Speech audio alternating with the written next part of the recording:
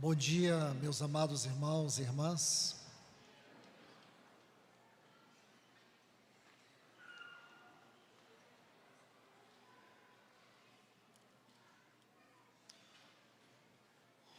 Vamos abrir as nossas Bíblias aqui no livro de Apocalipse, capítulo 3.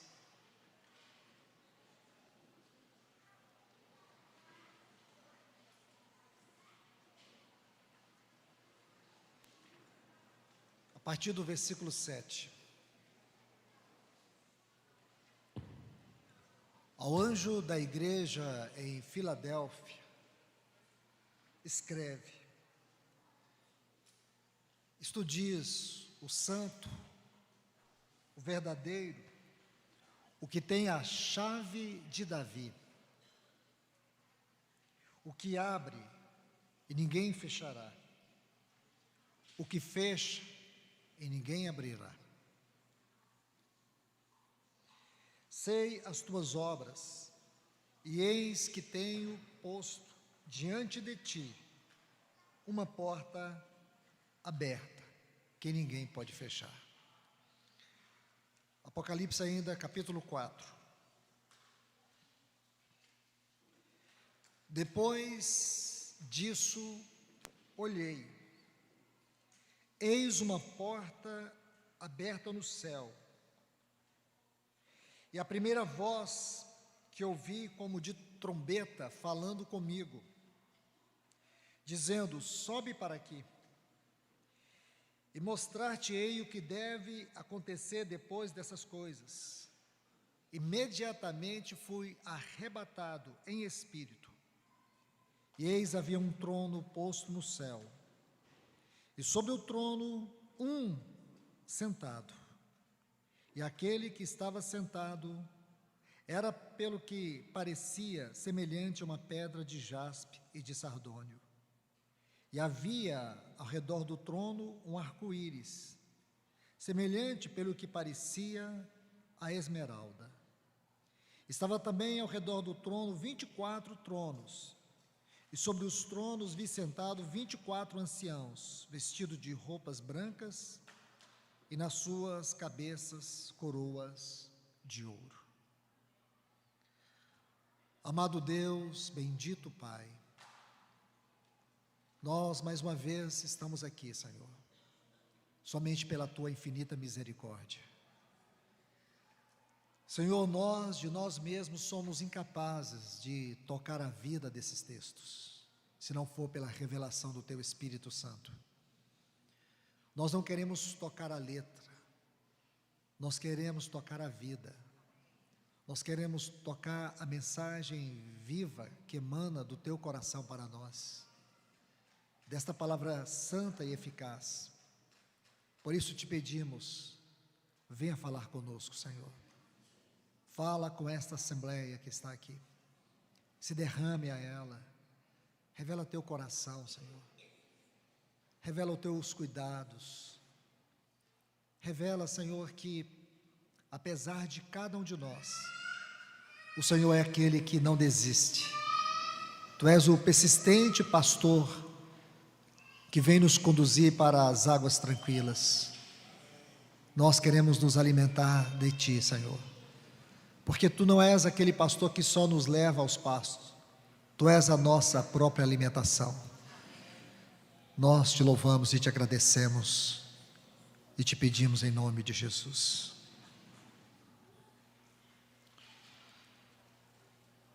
Meus irmãos, que o Espírito Santo de uma maneira muito especial possa nos conduzir na sequência desses estudos que temos feito aqui acerca dos obstáculos ao avivamento.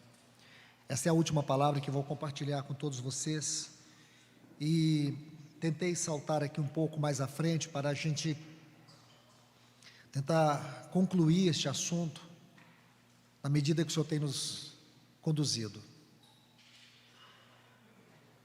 Eu creio que todos vocês devem se lembrar que as últimas palavras, nós estivemos vendo ali aquele tabernáculo de Moisés, no capítulo 33 do livro de Êxodo. E vimos que esse tabernáculo, ele era sustentado por 3 pilares: os caminhos de Deus, a presença de Deus e a glória de Deus. Vimos também que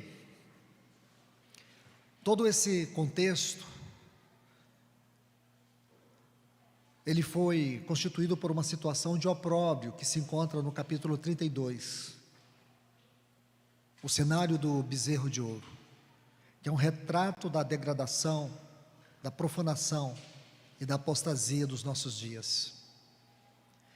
O que o Espírito Santo nos mostra é que, apesar da indiferença, da negligência, tudo aquilo que constitui essa apostasia, ainda há vidas que têm um tabernáculo diante de Deus, que o caminho do trono ainda é acessível para todos nós, e que o Senhor está aqui como nosso bendito e glorioso pastor para nos conduzir. O que o Senhor tem procurado fazer nesses dias, por meio de todas as palavras ministradas, é nos revelar a abundância, o manancial de vida, de graça, de glória, de misericórdia, de amor que há nele, e que ele é tudo o que nós precisamos. Deixe-me tentar ilustrar isso pela palavra de Deus. Abra comigo o Salmo de número 23. Você deve estar pensando aí, o que existe de novo no Salmo de número 23? Eu creio que este Salmo, irmãos, todos nós aqui sabemos ele de cor. Eu creio que todos nós aqui conhecemos cada palavra deste Salmo. Será que conhecemos mesmo, irmãos? Será que esse Salmo já está esgotado para nós? Deixa eu te mostrar uma verdade deste Salmo, e pode ser que alguns aqui fiquem surpreendidos, talvez a grande maioria não. Mas deixa eu te mostrar algo neste Salmo. Lembre-se que esse Salmo começa assim: o Senhor é o meu pastor e nada me faltará. Como que esse Salmo termina? Ele termina com um dos assuntos mais elevados daquilo que nós podemos dizer a doutrina da comunhão eterna, a doutrina do entremesclar, a doutrina da glória do supremo e eterno propósito de Deus em Cristo. Habitarei na casa do Senhor eternamente. Então, só de você olhar o último versículo desse salmo, você já chegou à conclusão que ele não é um salmo tão simples assim. Eu me atrevo a dizer para vocês que este salmo é o coração de todos os salmos. Se você tiver que interpretar qualquer um desses 150 salmos, a chave está no Salmo 23. Então eu vou repetir para vocês, para a gente sair da periferia e ver que há algo muito profundo aqui. O Salmo 23 é a chave para a interpretação de todos os salmos. Vou te mostrar um detalhe muito curioso aqui, talvez você nunca tenha percebido. Quando o salmista Davi escreve: o Senhor é o meu pastor, nada me faltará, essa frase, nada me faltará, não existe no texto original. Já tinha percebido isso? Não? Então tá bom. Ela não existe. Sabe como que está no texto original hebraico? O Senhor é o meu pastor e Ele não me faltará. É Ele que não vai nos faltar. É só você seguir agora lendo. É Ele que nos guia para os pastos verdejantes. É Ele que nos guia para as águas tranquilas. É Ele que refrigera a nossa alma. É Ele que nos guia pela vereda da justiça, por amor do seu nome. É Ele que nos prepara uma mesa diante dos nossos adversários, o mundo, a carne, o diabo e a morte.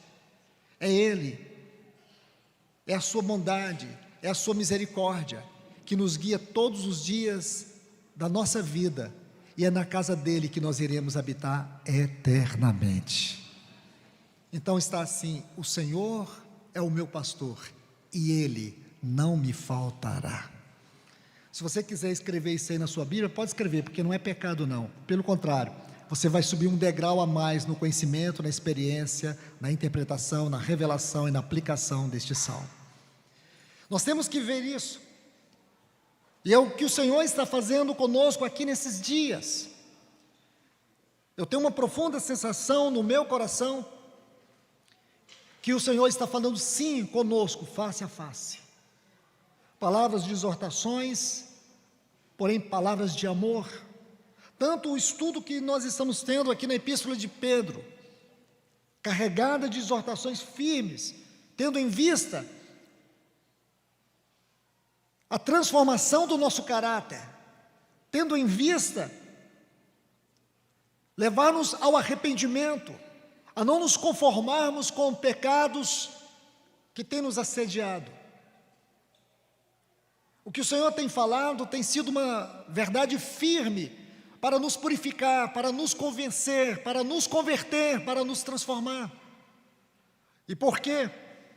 Porque o Senhor é esse pastor cuidadoso. Ele preparou para nós uma mesa nesses dias aqui. Uma mesa de amor, uma mesa de afeto. Ele é esse que tem vindo, esse é que tem se revelado, ou revelado a nós o seu amor de uma maneira muito extraordinária nesses dias. E talvez para muitos aqui esteja sendo o tempo de renovação. Nós precisamos compreender este amor do Calvário. Nós temos que compreender a medida profunda do amor do Senhor por nós, o que Ele fez por nós. Søren Kierkegaard, aquele filósofo dinamarquês, que viveu ali entre os anos 1813 a 1855, ele conta uma história muito linda, irmãos. Ele conta a história de um rei muito poderoso. Esse rei era tão majestoso, sua autoridade era tão impressionante, tão extraordinária, que ninguém ousava olhar para a face dele. Nem os súditos do seu palácio olhavam para a face dele. Ele tinha 2 conselheiros muito importantes ao seu lado, e que tinham com ele uma grande intimidade. Porém, esse rei, pela sua grandeza, pela sua majestade, pela sua autoridade, pela glória que ele tinha naquele reino, ele não tinha uma esposa. Certa feita, andando na sua carruagem, pelas vilas do seu reino, ele olhou e viu uma camponesa, filha de um lenhador. Ele olhou para aquela moça, e ele viu a face dela. Ele encantou com a face dela. Ele nunca conseguiu esquecer aquela moça. E ele perguntou a um desses conselheiros como que ele poderia fazer para conquistar o coração daquela moça. Seus conselheiros disseram: é impossível. É impossível. Por causa da sua glória, por causa do seu reino, quando você chegar perto dela, ela vai fugir, todos vão fugir, ela nunca vai poder olhar para ti. E um deles disse: mas há uma maneira de você conquistá-la. Você pode se despir de toda a sua glória, você pode entrar no disfarce de um lenhador, e você pode se aproximar dela. Então todos os dias, ele se vestia como lenhador, ele manchava a sua pele com a sujeira da lenha, e ele foi se aproximando dela pouco a pouco. Todos os dias ele se disfarçava, foi aproximando dela, ele foi conquistando ela pouco a pouco, e um dia ele conquistou o amor dela, e ela passou a amá-lo, porém ele já amava ela há muito tempo. E quando ele conquistou completamente o amor dela, ele a levou para o seu palácio. Foi isso que o nosso Senhor Jesus fez. Ele despiu das suas insígnias de glória, da sua majestade eterna, se tornou como eu e você. Ele desceu até as profundezas da nossa humanidade, da nossa condição, porém nunca maculou a sua dignidade santa com o pecado. Foi o que ele fez. Por isso nós estamos aqui. Estamos aqui para poder ouvir sua doce voz, a voz que nos conduz para perto do seu trono, para estarmos diante do seu trono. E por isso, irmãos, que nós temos esse senso eterno de glória, de um pertencimento que é vivo dentro de nós, um pertencimento eterno. Você consegue sentir isso? Quando você fecha os olhos, você respira, você sente que você eternamente pertence a Ele, que você não é de mais ninguém, você não é do mundo, você não é do pecado, você não é de ninguém, você é eternamente dele. Existe esse senso de pertencimento eterno dentro de você? Isto, irmãos, é algo que nós temos que testemunhar. Então hoje, eu quero poder conduzir os irmãos dessa palavra, tendo este sentimento daquilo que o Senhor tem feito e é para nós. Para quê? Para que entendamos o lugar do trono na nossa vida. Meus irmãos e irmãs, os 3 pilares do tabernáculo de Moisés são os 3 pilares que nos conduz ao trono de Deus. Uma das grandes e terríveis obras que o inimigo tem feito é não permitir que nós adentremos a teologia do trono de Deus. Porém, eu quero te falar, nunca haverá um avivamento sem a teologia do trono. Nunca poderemos entender o que é avivamento sem compreender o trono de Deus.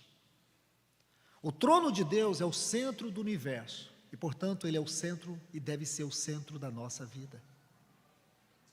Sem uma compreensão, sem uma intimidade sobre o trono de Deus, nós seremos sempre neste mundo como um barco à deriva. Porque os cristãos, facilmente, eles são seduzidos pelas convulsões deste mundo. Sempre que o mundo entra numa convulsão, muitos cristãos são tomados, são levados e se perdem nas convulsões do mundo. E por quê? A explicação mais simples é porque eles não têm uma clara compreensão do trono de Deus. Eles não têm uma visão do trono de Deus. Veja que nesses textos que lemos aqui em Apocalipse, nós vemos algo muito especial. Veja que primeiro o Senhor se revela a esta igreja como santo, o verdadeiro. Aí diz que ele tem a chave de Davi. Ele tem a chave de Davi. E que abre e ninguém fechará. Observe isso. Ele tem a chave que abre. E logo a seguir ele vai mostrar algo sobre essa chave. Ele diz: eis que tenho posto diante de ti uma porta aberta. Por que essa porta está aberta? Porque ele, sendo aquele que tem a chave, foi ele que abriu a porta. Essa chave tem a ver com a sua autoridade, com o seu governo. Então eu queria que você deixasse que essa verdade fique cravada no seu coração. Existe uma porta celestial aberta sobre a igreja. Você precisa dizer isso para você mesmo, você precisa compreender isso. Há uma porta celestial aberta sobre a igreja do Senhor. O que é Filadélfia? Nós podemos traduzir Filadélfia numa esfera espiritual. Filadélfia é o padrão, é a medida, é o anelo do Senhor para com o seu povo. Filadélfia é o anelo do Senhor, é o padrão do Senhor para o seu povo. Quando pensamos na igreja, nesta medida de Filadélfia, é isso, é o anelo do Senhor. Filadélfia é o lugar aonde os céus e a terra se encontram. Meus irmãos, isso pode parecer até uma utopia para você, mas eu quero dizer que isso é o evangelho apostólico, isso é o evangelho cristológico.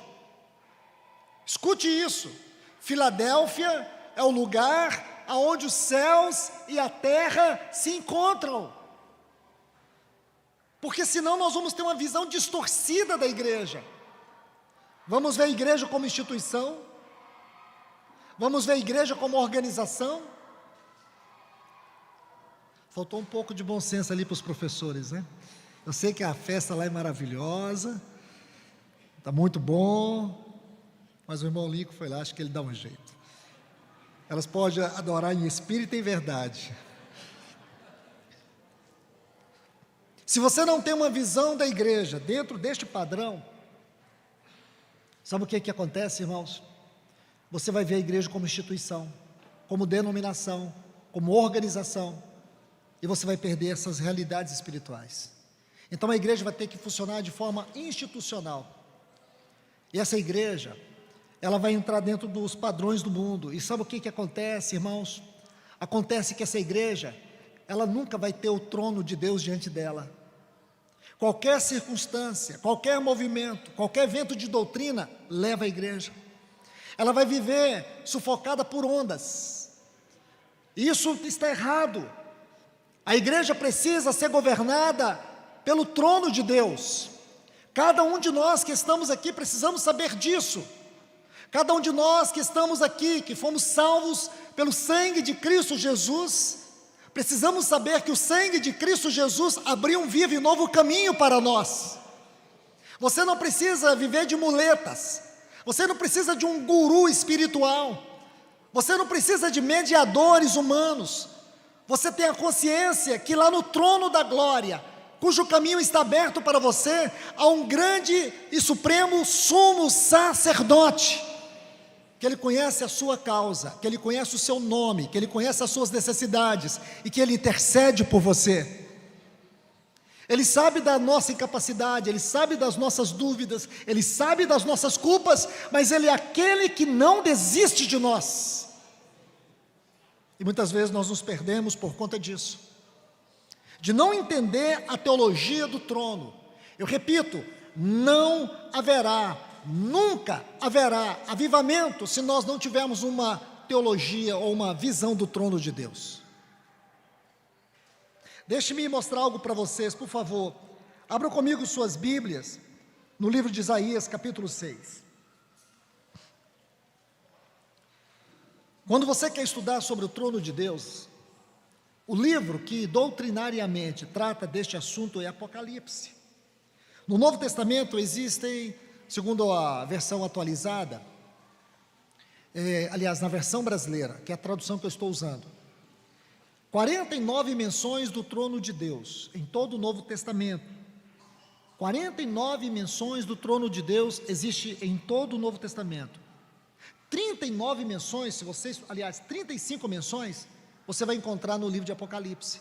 E por quê?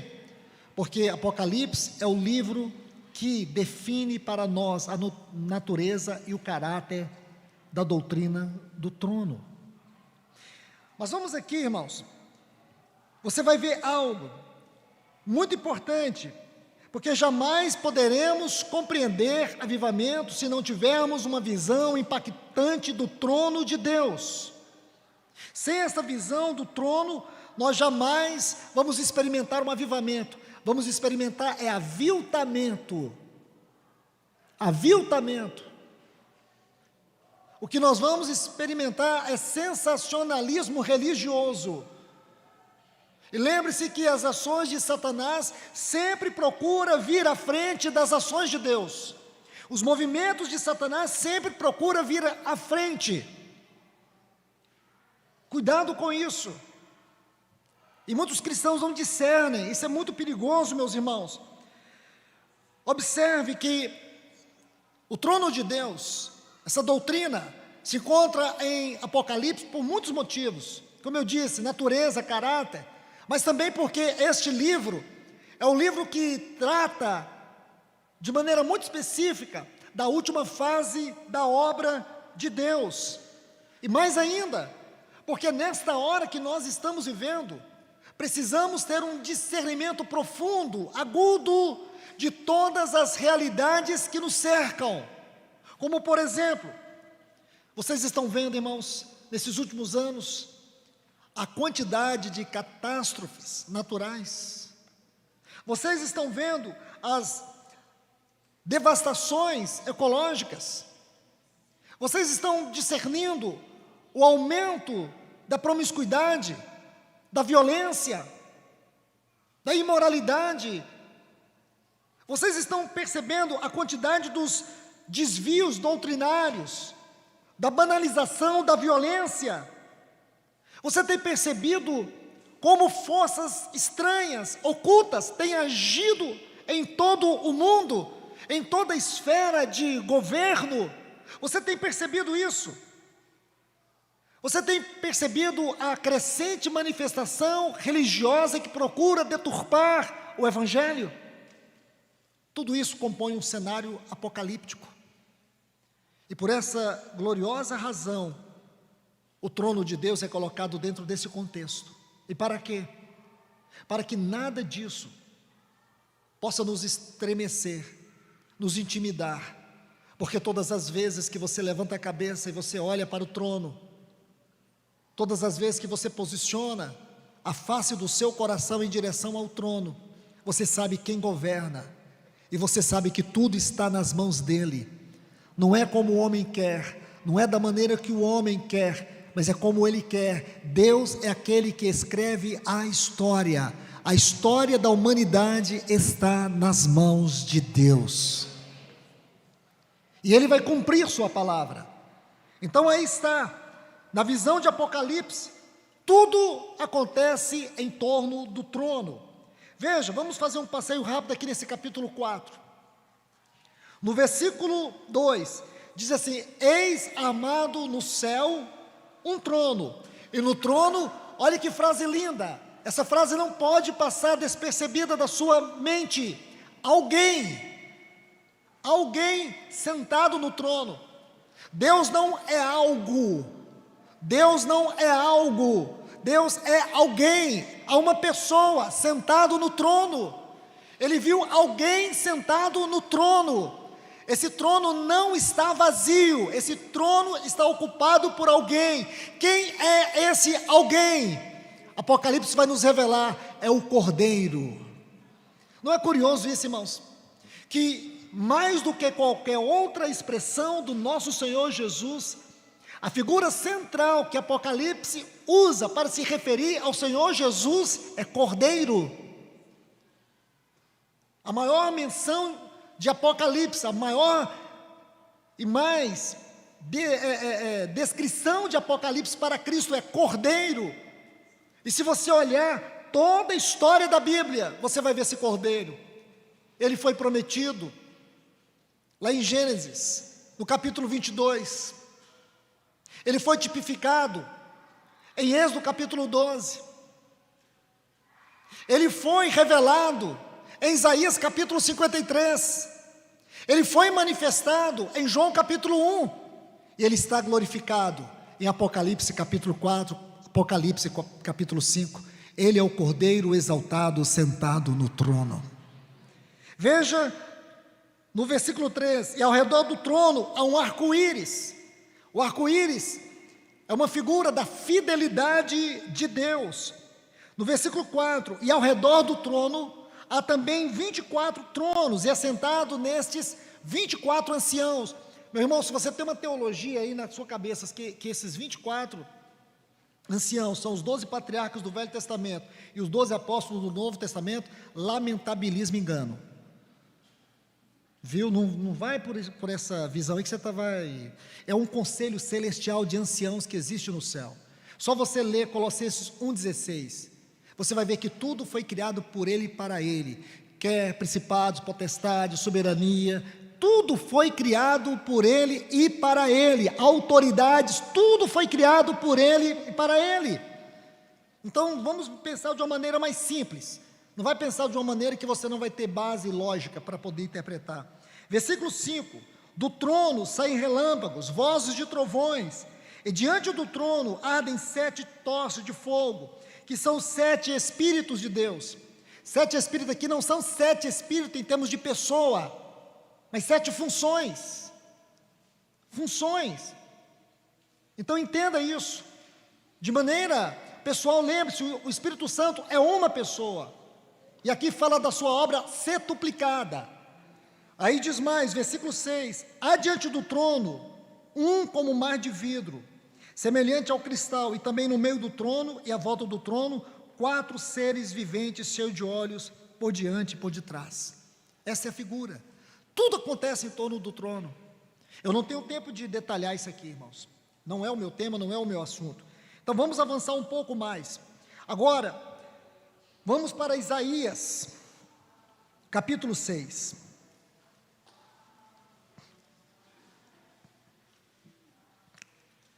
Vamos ler esse capítulo maravilhoso.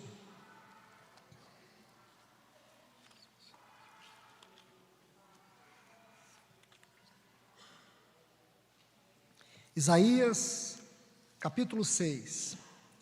No ano em que morreu o rei Uzias, eu quero te falar, irmãos, essa porção que nós vamos ler de Isaías, aqui até o versículo 5, você não pode separar essa visão de Isaías com a mesma visão do capítulo 4 de Apocalipse. Cada um está olhando de uma maneira. Aqui, o efeito da visão de Apocalipse é para dentro do trono. O efeito da visão de Isaías é aquilo que vem do trono. Então vamos observar assim, a visão de João, ela é objetiva. A visão de Isaías é subjetiva. A visão de Isaías traz experiência. Por isso nós vamos nos deter aqui um pouco. Veja isso. No ano da morte do rei Uzias, eu vi o Senhor sentado sobre um alto e elevado trono, e as orlas dos seus vestidos enchiam o templo. Serafins estavam por cima dele, cada um tinha 6 asas, com 2 cobria o rosto, com 2 cobria os pés, com 2 voava. Um chamava ao outro e dizia: Santo, Santo, Santo é o Senhor dos exércitos, e a terra está cheia da sua glória. As bases das ombreiras moveram-se à voz do que clamava, e toda a casa encheu-se de fumaça. Então disse eu: ai de mim, estou perdido, porque sendo eu homem de lábios impuros, e habitando no meio de um povo de impuros lábios, os meus olhos viram o Rei, Jeová, o Senhor dos exércitos. Que visão linda! Mas nós vamos entrar em detalhes, eu não posso me demorar muito, mas eu quero que você observe aqui. A primeira coisa que ele diz é: no ano que morreu o rei Uzias. Para você entender isso, eu vou te dar o texto. 2 Crônicas, capítulo 26. 2 Crônicas, capítulo 26, versículos 1 a 23. Quando você lê essa porção, você vai ver que Uzias reinou. Ele viveu entre os anos 790 e 739. Esse foi o tempo do seu reinado. Você vai ver que a princípio Uzias era um rei piedoso, um rei que amava o Senhor. Quando você chega no versículo 16 do capítulo 23 de 2 Crônicas, você vai ver que existe ali uma conjunção adversativa, e ela está ali para poder mostrar um contraste muito importante, porque ali alguma coisa mudou. Em um determinado momento, seu coração foi tomado pela soberba, pelo orgulho, e ele foi exercer uma função para a qual ele não foi chamado. Ele foi exercer uma função que era exclusiva dos sacerdotes. E quando Uzias, ele tomou um incensário, ele estava exercendo aquela função, os sacerdotes chegaram até ele e o confrontaram. E no momento que os sacerdotes o confrontaram, diz que a lepra lhe saiu na testa. Ele foi tirado de toda a sua glória, ele foi tirado do seu palácio, e ele foi segregado para poder morrer. Ele morreu de lepra, um estado de opróbrio, de vergonha. Então nós não podemos deixar esse cenário aqui de lado, porque ele é o pano de fundo desta visão. Porque essa visão, ela está tomada de reflexões, de lições. Porque aqui, por um lado, você vai ver Isaías dizendo que foi quando Uzias morreu, ele viu o Senhor, ele teve uma visão do trono, uma visão de espanto, uma visão de glória. Essa visão lhe causou um impacto profundo. Mas há um detalhe que nós não podemos deixar passar, é Uzias. E aqui existem 3 perguntas fundamentais. A primeira: o que representa Uzias na minha vida? A segunda: o que precisa morrer em minha vida para que eu tenha uma visão plena e absoluta do trono do Senhor?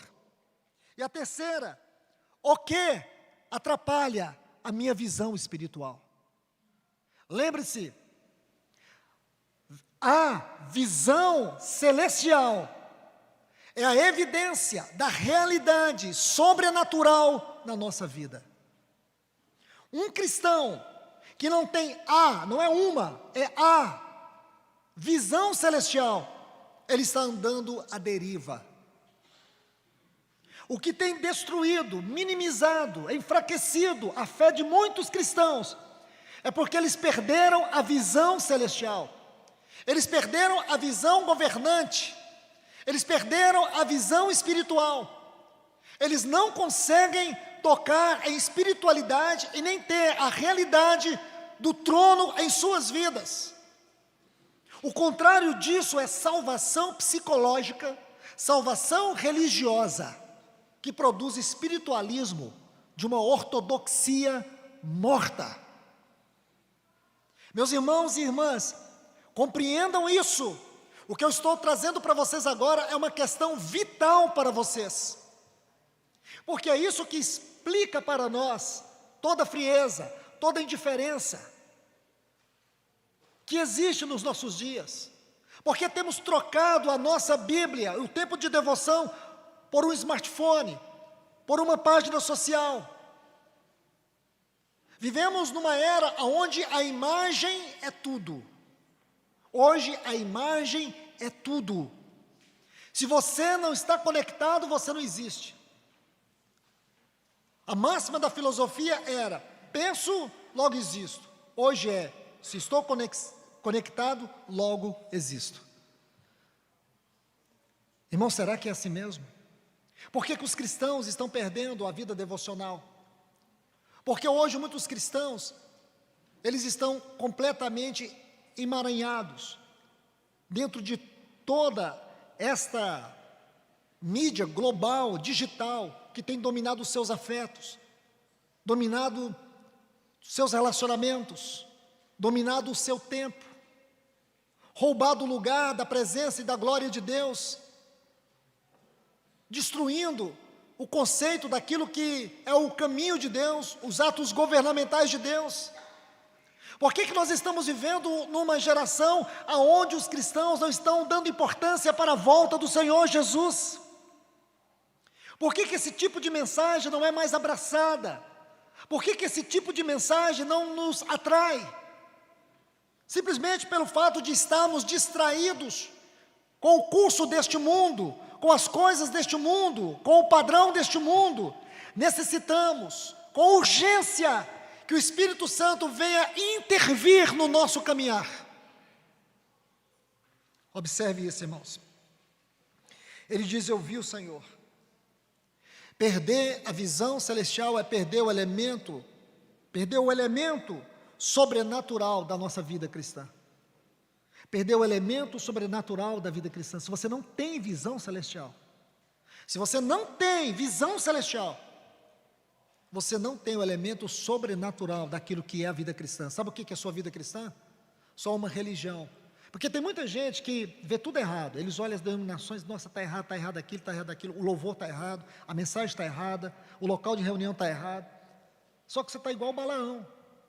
Você está achando defeito no lugar, está achando defeito no sacrifício, está achando defeito em tudo, mas não consegue ver o defeito em si. E sabe onde é que está o defeito? É na visão celestial. É porque você não tem. E se os irmãos acham que eu vou ficar aqui afagando o ego de vocês estão completamente enganados. Eu quero que vocês, todos nós, estejamos aos pés do Senhor. Eu quero poder chegar naquele dia. E vocês acham que eu vou lá me encontrar com Paulo, vou atrás de Abraão? Não, eu vou atrás dos meus irmãos que viveram comigo aqui, nesse tempo, nessa geração. É esses que eu quero ver depois de contemplar o meu Senhor Jesus. Porque tem muitos irmãos que dizem que quando eu chegar no céu, eu quero encontrar com Paulo. Sim, mas vai ser secundário, irmãos, porque com certeza você vai querer achar aqueles irmãos que caminharam com você essa jornada difícil nos dias que você viveu. Então aqui está, por isso que eu quero te dizer isso, irmãos. É isso que eu quero que você entenda, porque eu vejo muitos irmãos hoje tropeçando. Como eu tenho dito para vocês aqui, os últimos acontecimentos podem revelar a pobreza espiritual de muitos. Você acredita que eu recebi convite, irmãos? Convite para ficar na porta de um quartel, com a bandeira amarela, gritando lá, irmãos. Você acredita que teve pessoas que me procurou para que a gente levantasse uma ajuda para aquelas pessoas que estavam lá? Você acredita que uma irmã, que eu não conheço e não sei como ela conseguiu o meu celular, ela me fez um convite, porque tal dia, às 3 horas da tarde, todas as igrejas do mundo estariam prostradas, ajoelhadas. Por quê? Porque um irmão teve uma revelação de Deus, que disse para esse irmão que havia uma obra satânica para tirar o presidente Trump do governo dos Estados Unidos, que eles iriam tirar ele na eleição. E eu disse para essa irmã que o Deus que eu sirvo não se importava com quem estava sentado na Casa Branca, ele se importava com aquele que estava sentado no trono. Sabe o que essa irmã disse? Que eu era satanista e endemoniado. Mas eu digo para vocês, irmãos, eu sei que milhares de cristãos devem ter orado, porque isso varreu o mundo, mas eles oraram para um Deus muito fraco, tão fraco que o Trump não conseguiu se reeleger. Eu digo para vocês, irmãos, sabe o que é isso? É falta de visão celestial, é falta de olhar para o trono, é falta de ver aquele que está sentado no trono. Então, quando Isaías, ele olha, observe bem, quando ele olha para o trono, o que ele diz? Eu estou perdido. Primeiro, eu vi o Senhor, ele viu. Se você observar, ele diz, eu vi o Senhor, ele viu o Senhor. Quando você olha para isso, é impressionante. Eu vou dar uma porção para vocês lerem, eu não tenho mais tempo para poder compartilhar sobre isso. Evangelho de João, capítulo 12, dos versículos 36 a 41, João vai fazer uma exposição sobre esse acontecimento, e ele vai tratar aqui assim, enquanto tendes luz, crede na luz. João capítulo 12, a partir do versículo 36, ele diz, enquanto tendes luz, crede na luz. O que significa ter luz aqui? Todo este contexto, do versículo 36 a 41 do Evangelho de João, capítulo 12, tem a ver com duas visões de Isaías, e essas visões estão ligadas, e infelizmente não temos tempo para falar sobre isso. A visão que ele tem do Senhor no capítulo 6, e a visão que ele tem do Senhor no capítulo 53 do seu livro. Na primeira visão, ele vê o Senhor exaltado, na segunda visão, ele vê o Senhor esmagado. E é isso que João vai tratar aqui, mas observe que ele diz, tende luz, tende visão, tende a visão celestial, crede na visão celestial. Aí ele diz assim, para que vos torneis filhos da luz. Não simplifique aqui a palavra luz, não diminua o caráter desta palavra luz. Aí, no versículo 38 ele diz assim, para se cumprir a palavra do profeta Isaías, que diz, Senhor, quem creu em nossa pregação? Aí vai responder, a quem foi revelado o braço do Senhor. Essa palavra revelado é a palavra que faz conexão hermenêutica aqui com a palavra luz, porque a visão celestial não é algo inerente a nós. A visão celestial é um ato sobrenatural de Deus na nossa vida. Aquilo que ocorreu com Saulo de Tarso no caminho de Damasco, ali o céu se abriu e a visão celestial veio e entrou dentro dele, e esta visão o governou por toda a sua vida. Por isso que nós precisamos dessa visão do trono, para que a visão do trono nos governe em todas as situações, em todas as circunstâncias, em todos os momentos, quer sejam momentos bons, quer sejam momentos ruins. Você não vai tropeçar, você não vai cair, você não vai retroceder, porque os seus olhos estão colocados sobre o trono, na base da visão celestial. Você pode achar que isso pode ser espiritualismo, não é, isso aqui é espiritualidade. A questão é que nós tiramos os olhos da palavra de Deus. Então Isaías, veja que ele vê o Senhor, Mas o mais interessante é que essa visão tem um efeito nele. E aqui eu volto a fazer a pergunta: o que significa Uzias na sua vida? O que tem impedido você de ter uma visão clara do Senhor? É porque você não tem tido essa visão clara do Senhor. Talvez Uzias na sua vida pode ser a pornografia. Talvez Uzias na sua vida seja esse narcisismo digital. Talvez Uzias na sua vida possa ser a sua falta de tempo e prioridade com relação ao tempo e responsabilidade com o tempo. Talvez Uzias na sua vida seja a falta de devoção com a palavra. Irmãos, que Uzias possa morrer nos nossos corações hoje, e os nossos olhos possam se abrir sobre esta palavra espiritual, porque é o que nós precisamos nessa hora. Sem a visão celestial, nós somos incapazes de ter o discernimento espiritual. São duas coisas: visão celestial e o discernimento espiritual. Sem a visão celestial, você não tem o discernimento espiritual. Sem a visão celestial, você não tem sabedoria, você não tem conhecimento espiritual. Tudo que você vai ter está na base da mente e do intelecto. Este é o grande problema de muitos hoje. E sabe como nós traduzimos isso? Periferia religiosa. Que o Senhor nos arrebate com a sua palavra nesta manhã, e abra os nossos ouvidos espirituais, abra o nosso coração, abra os nossos olhos, e nos ajude a sair dessa superficialidade, para que nós tenhamos uma visão do trono do Senhor. Aquilo que conectava com a igreja de Filadélfia. Irmãos, como é possível, e repito mais uma vez, vivemos um momento como esse, debaixo de uma pobreza, de uma ignorância espiritual? Não é possível. Não é possível. Nenhuma assembleia deveria se dar ao luxo de viver o opróbrio do Evangelho. Nenhuma assembleia deveria se dar ao luxo de trocar a comunhão séria com Deus por entretenimento, a adoração séria por entretenimento ou qualquer outra coisa. Nós precisamos entender o que o Senhor está falando nesta hora. Veja o que o Senhor vai dizer a partir do versículo 39. Por isso não podiam crer. Por que não podiam crer? Porque o braço do Senhor não foi revelado, porque não tinha visão celestial. Eles não podiam crer. Aí diz assim no versículo 40: cegou-lhes os olhos e endureceu-lhes o coração. E diz mais: para que não vejam com os olhos, nem entendam com o coração e se convertam. Por que isso acontece?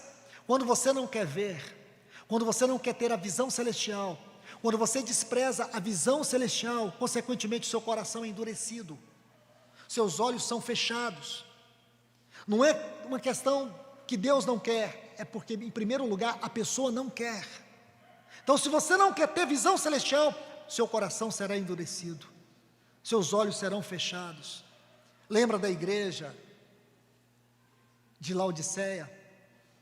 O Senhor disse para aquela igreja que ela era cega. O que o Senhor disse para aquela igreja? Para que ela adquirisse colírio. Oh, meus irmãos, que o Senhor venha derramar e nos inundar com seu colírio santo nesta manhã, para que os nossos olhos espirituais se abram. Eu não vejo nenhuma complexidade nessa palavra. Às vezes o que nos falta é a espiritualidade da devoção para entender: meu Deus, é isso mesmo. Eu preciso ter uma visão do trono. Eu preciso saber que o caminho do trono é um caminho aberto para a minha vida. Eu preciso entender que o Senhor Jesus, naquela gloriosa obra de salvação, Ele me tirou do império de trevas, o império escuro, o império da ignorância espiritual, o império da depravação, esse império de horror. O Senhor me tirou, o Senhor nos tirou, Ele nos colocou nos lugares celestiais em Cristo Jesus. Ele abriu o caminho do trono da graça. Quando o escritor aos Hebreus diz assim no capítulo 10 e o versículo 19 de Hebreus: tendo, pois, intrepidez. A palavra intrepidez ali significa ousadia, coragem, caminhar com a cabeça erguida, não sentindo medo da reprovação e da culpa.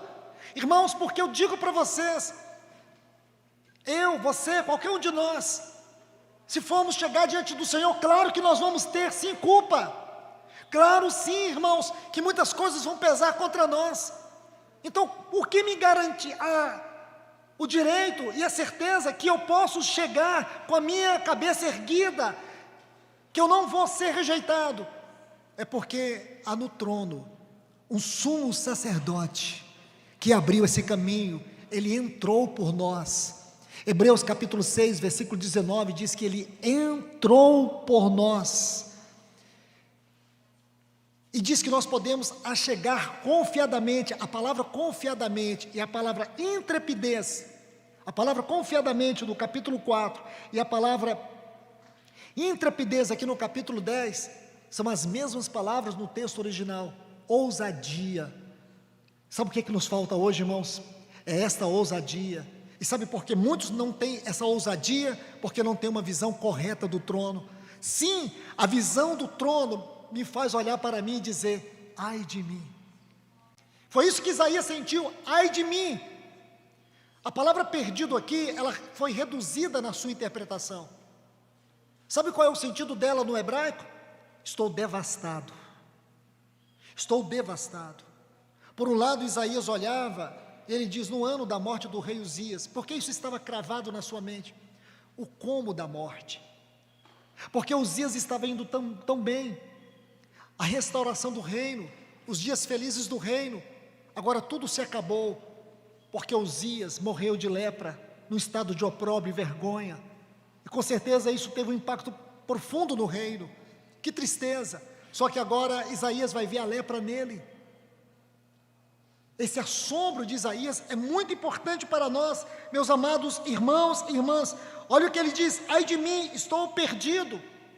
Existe ainda um outro significado dessa frase, estou perdido, que é, estou despedaçado. O que quer dizer isso, irmãos? Você pode pensar que isso é negativo, sim, mas é a condição natural, porque à medida que você tem uma visão do Senhor, essa visão te deixa sim despedaçado, mostra o quanto nós somos indignos. Mas o sentido aqui, na composição gramatical do texto no hebraico, é de assombro. Deixa eu te dizer isso aqui é assombro. Eu vou um pouco mais longe, meus irmãos e irmãs, sabe o que Deus busca encontrar aqui entre nós? Pessoas que têm o assombro da sua presença em seus corações.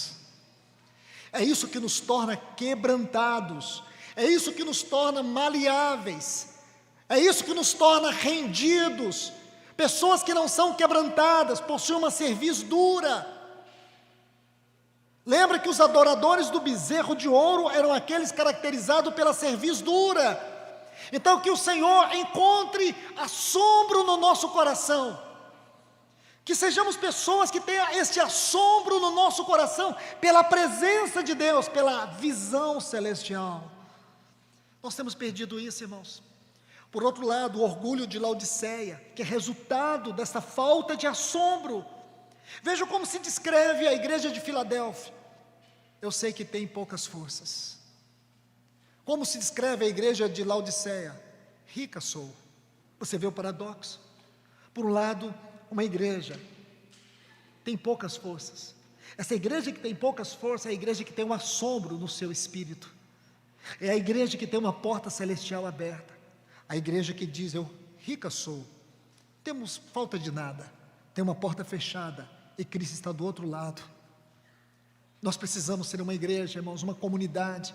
Nós precisamos ser pessoas que tenham o assombro da presença de Deus nas suas vidas, o quebrantamento, a rendição, coração quebrantado, maleável, compungido, contrito, porque a Bíblia fala, Davi, no Salmo 51, um coração quebrantado, é aquilo que Deus não despreza.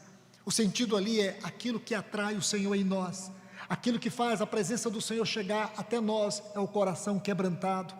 Lembra do irmão do filho pródigo? Aquele que estava enrijecido, endurecido, insensível, aquele que era incapaz de se alegrar com seu pai, não seja como o irmão do filho pródigo, não tenha um espírito rígido, um coração enrijecido, seja uma pessoa quebrantada, seja uma pessoa que tem o assombro da presença de Deus na sua vida, seja uma pessoa fácil de ser tratada, de ser maleada, ou uma pessoa que o Senhor tenha facilidade de trabalhar no seu caráter, na sua vida.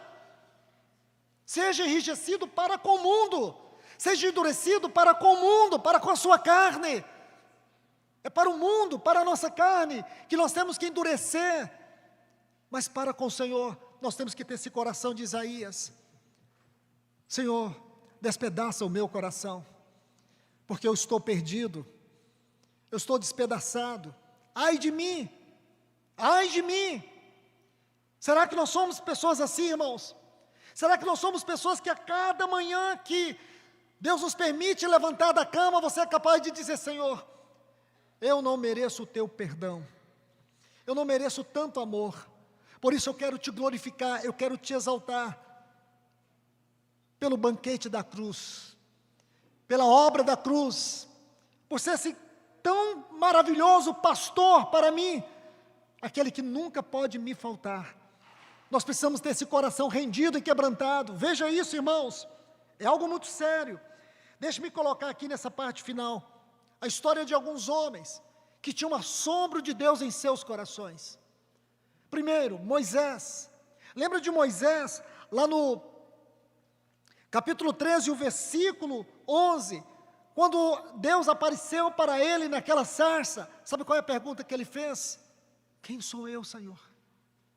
Essa pergunta, no texto original, ela é muito especial, porque ela demonstra isso, alguém que não se sentia digno daquele chamado, alguém que não se sentia digno daquela experiência. Vejamos outro aqui, Gideão, lá no capítulo 6, e o versículo 22 do livro de Juízes, quando ele teve aquela experiência com o anjo do Senhor, sabe o que ele disse? Ai de mim, Senhor Deus, pois eu vi o anjo do Senhor face a face. Ai de mim, ai de mim. Ezequiel, lá nas margens do rio Quebar, no capítulo 3, e o versículo 23 do seu livro, olha o que ele diz, está assim: levantei-me e saí para o vale, e eis que a glória do Senhor estava ali. Ele diz: como a glória que vi junto ao rio Quebar. Aí diz assim: e caí com o rosto em terra. E caí com o rosto em terra. Um outro exemplo, Daniel, no capítulo 10, você vai ver os versículos 4 e 5, depois até o versículo 8, quando ele tem a visão do Senhor. Aí ele diz assim: fiquei, pois eu só, e contemplei esta grande visão, não restou forças em mim, o meu rosto mudou de cor e desfigurou-se, e eu não tive força nenhuma com a visão que ele teve do Senhor. E você pode ver, em Apocalipse capítulo 1, versículo 17, a visão que João tem do Senhor. Ele diz assim: quando eu vi, eu caí como morto aos seus pés. Eu pergunto, meus irmãos, eu pergunto para vocês, temos tido essa experiência? Esse assombro da presença de Deus reside em nós? Quando cantamos esses cânticos, quando lemos sua palavra, será que nós temos isso, irmãos? Porque esse aqui é o cenário evidente de um coração que está pronto para um avivamento. Nunca haverá avivamento, irmãos, se nós não tivermos uma visão clara daquilo que é o trono de Deus. Nunca vamos experimentar avivamento se esse tipo de assombro não estiver em nós, porque não haverá avivamento para Laodiceia. Não há descrição de avivamento aqui em Laodiceia. Ela poderia ter boas obras, poderia ser uma igreja rica, poderia se sentir tão plena, tão cheia de si mesma, uma igreja em si mesmada, uma igreja que não tinha falta de nada, ela não tinha falta de boas pregações, de bons cantores, cânticos. Era uma igreja tão cheia de tudo, essa igreja tinha tudo à sua disposição, tudo, irmãos. Ela achava que tinha tudo, ela não tinha nada, ela era pobre. É isso que falta, irmãos. A minha oração nesta manhã é que o assombro da presença de Deus caia sobre nós aqui, caia sobre a sua vida neste lugar. Eu quero ser bem fiel ao horário aqui, irmãos. Então eu quero deixar esta palavra com vocês. Que o Senhor nos ajude, irmãos. Que esse tabernáculo maravilhoso de comunhão, dos caminhos de Deus, da presença de Deus e da glória de Deus, seja uma marca da nossa vida de agora para frente. E que esses pilares possam te levar a uma comunhão do trono de Deus. E que esta comunhão possa te trazer a visão celestial. E que essa visão celestial, ela te governe. Que essa visão celestial possa trazer assombro para o seu coração. Para que você possa ser uma pessoa quebrantada. E você vai ver que a leitura que você vai ter da Bíblia, ela será sempre uma leitura diferente. A maneira como você vai cantar ao Senhor será uma maneira completamente diferente. A maneira que você vai ver cada circunstância será completamente diferente por causa da visão celestial. Que nós sejamos homens e mulheres, como esses aqui, como Moisés, como Gideão, como Ezequias, Daniel, João, como Isaías, nós possamos ser também pessoas que temos o assombro da presença de Deus na nossa vida, que não tenhamos a vergonha de colocar o nosso rosto por terra, diante da presença daquele que está sentado no trono. Que essa seja a nossa comunhão, irmãos, que essa seja a realidade da nossa vida. Não vamos ficar aí buscando avivamento como um acontecimento extraordinário e passageiro, não. Que seja algo que nos arrebate dessa terra, que seja algo que apresse a volta de Cristo Jesus para nós. Que seja isso, irmãos. Que Deus nos abençoe. E muito obrigado pela vossa paciência. Muito obrigado aos irmãos aqui do presbitério, todo o presbitério de Contagem. Muito obrigado a todos vocês por todo o carinho e pela confiança. Muito obrigado mesmo, irmãos. Muito obrigado, irmão Pablo, pelo companheirismo. Muito obrigado a todos vocês, irmãos. Vamos orar, pedir ao Senhor que essa palavra fique cravada no nosso coração. Pedir ao Senhor que traga um avivamento para a nossa vida, para a minha vida, para a tua vida.